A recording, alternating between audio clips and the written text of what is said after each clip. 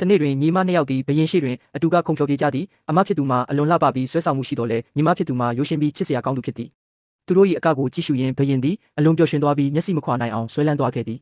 ထိုစဉ်အပြာရောင်ဝတ်စုံဝတ်ထားသောအမျိုးသမီးတဦးရုတ်တရက်ပေါ်လာသည်ဘရင်၏အာယုံကိုတခြားသူတဦးလူယူသွားမည်ကိုစိုးရိမ်သောကြောင့်ညီမနှစ်ယောက်ကမော်ပညာကိုအသုံးပြုရန်ဆုံးဖြတ်လိုက်ကြသည်သူတို့သည်လက်နှစ်ဖက်ဖြင့်နှလုံးပုံတံပြုလုပ်ကဘရင်ကိုညွှန်ပြလိုက်သည့်ချက်ချင်းပင်ဘရင်၏မျက်စိထဲတွင်ညီမနှစ်ယောက်သာမြင်ရတော့သည်သို့သောသူသည်အမကိုကြော်ဖြတ်ကာညီမစီသို့တိုက်ရိုက်လျှောက်သွားခဲ့သည်အမဖြစ်သူမှာအံ့ဩသွားခဲ့သည်သူမသည်ညီမရှိတွင်ရက်ကဘရင်၏အာယုံကိုဆွဲဆောင်ရန်ကြိုးစားတော်လဲဘရင်ကသူမကိုရှောင်ကာညီမစီသို့သာသွားခဲ့သည်ပွဲပြီးနောက်ဘရင်သည်လက်ဆောင်များကိုညီမတဦးတည်းအားပေးအပ်ပြီးညဘက်တွင်နန်းတော်သို့လာရောက်ရန်ဖိတ်ခေါ်ခဲ့သည်မနာလိုစိတ်အပြည့်ဖြင့်အမသည်ညီမ၏အတွင်သို့ပြောင်းလဲကသူမနေရာတွင်နန်းတော်သို့သွားခဲ့သည်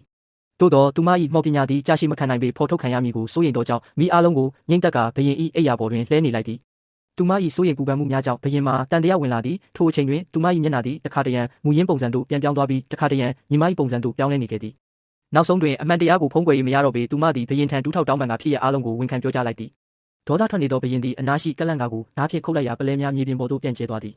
ဘရင်ကအမအားပလဲများအားလုံးကိုကောက်ယူခိုင်းခဲ့သည်သို့သောသူမပလဲကောက်နေသည့်ပုံစံကိုကြည့်ရင်ဘရင်ကသူမကိုချစ်စရာကောင်းသည်ဟုခံစားလာခဲ့သည်သူတို့နှစ်ဦးပုံမနီးကပ်လာတော့မည့်အချိန်တွင်ညီမဖြစ်သူရုတ်တရက်ဝင်ရောက်လာခဲ့သည်ဘရင်သည်ညီမကိုမြင်လိုက်သည်နှင့်မျက်လုံးများနီးရဲလာပြီးသူမစီသို့အလိုလိုလျှောက်သွားခဲ့သည်ထို့နောက်ထိုညတွင်အပြစ်မထွက်ရဟုအမိန့်ပေးခဲ့သည်အမဖြစ်သူကဘရင်သည်ညီမနှစ်ယောက်လုံးကိုအတူနေစေလိုသည်ဟုထင်ခဲ့တော်လဲမျှော်လင့်မထားဘဲဘရင်သည်ညီမတဦးတည်းကိုသာထားရှိပြီးအမအားထွက်ခွာရန်အမိန့်ပေးခဲ့သည်